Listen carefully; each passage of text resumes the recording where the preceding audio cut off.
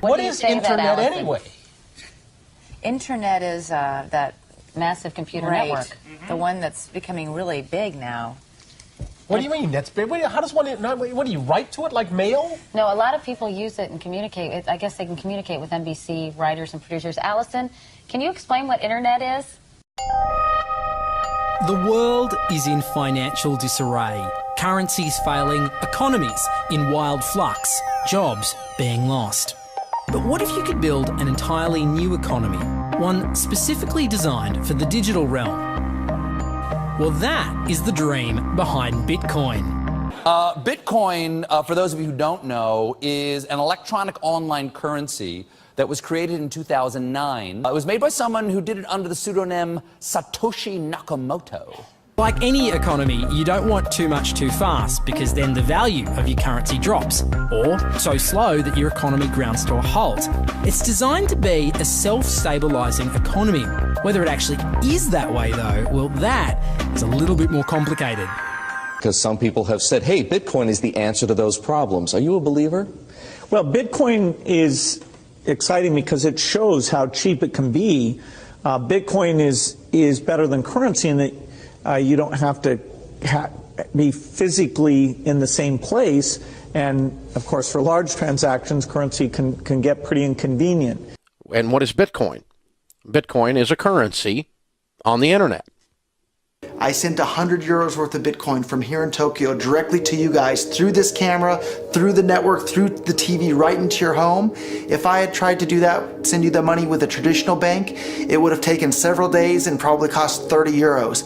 I just did it right now with Bitcoin instantly, basically for free, and didn't have to ask anybody for permission. I didn't need a bank, I didn't need a government, I didn't need anybody. I just needed myself and you and our smartphones to do it. That's the power of Bitcoin.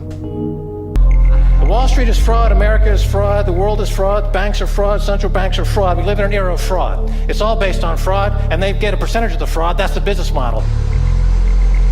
To suggest that there is any moral or ethical aspect to anything that's going on now is to be completely naive about the fact that we live in an era dominated by financial terrorists. Terrorists. Terrorists. Funds received. This community is switching to what they think is a better monetary system. A system in which banks are no longer needed because payments could be made directly from one person to another.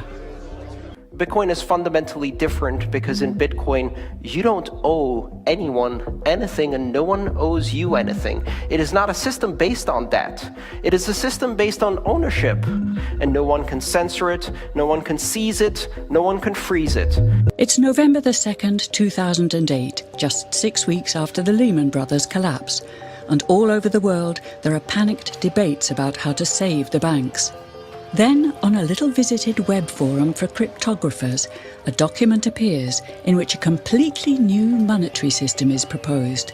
The visionary author calls himself Satoshi Nakamoto. These were the darkest days of the financial crisis.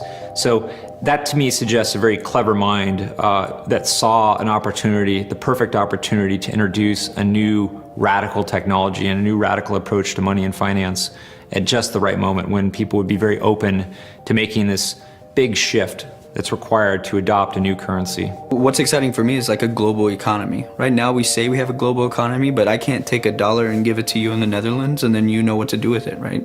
You would have to go and change it to your native currency. And when you kind of eliminate that step and I can just send you one form of payment and you can send me a product in a matter of seconds, that starts to change things from a global perspective. How could this digital coin invented by this Satoshi Nakamoto become hundreds of times more valuable than the dollar? And why do enthusiasts like Roger Fear want the world to switch to bitcoins? I'm giving every single person here 1,000 yen worth of Bitcoins, which is like $8 and something cents. Back in the early days, you know, I'd get phone calls from my buddies, oh, hey man, I lost 10,000 Bitcoins because my computer blew up, right? Back then, one Bitcoin was less than a penny, right? So nobody cared. They lost $10. I don't care, right? And now 10,000 Bitcoins, that's $5 million. That's a big deal, right? I think a lot of people are underestimating the way in which Bitcoin and the blockchain are going to change the power structures in society in general. You can buy Bitcoin at the Shell station. Check it out. Good. Got $2. Hit finish. Oh. $2 Bitcoin. Just like that. From this machine. I just turned cash into digital currency. So thinking that it's too late to get involved in Bitcoin is like thinking it's too late to get involved with the internet or too late to get involved with using a cell phone. Like, it's not too late to get involved in Bitcoin. If Bitcoin becomes really popular all over the world, Bitcoins are going to have to be worth at least tens of thousands of dollars a Bitcoin, if not hundreds of thousands of dollars per Bitcoin. So thinking it's too late to get involved with Bitcoin is like thinking it's too late to get involved with using the internet. Of course not. Like, it's ubiquitous in our lives, and Bitcoin's going to become ubiquitous in our lives as well.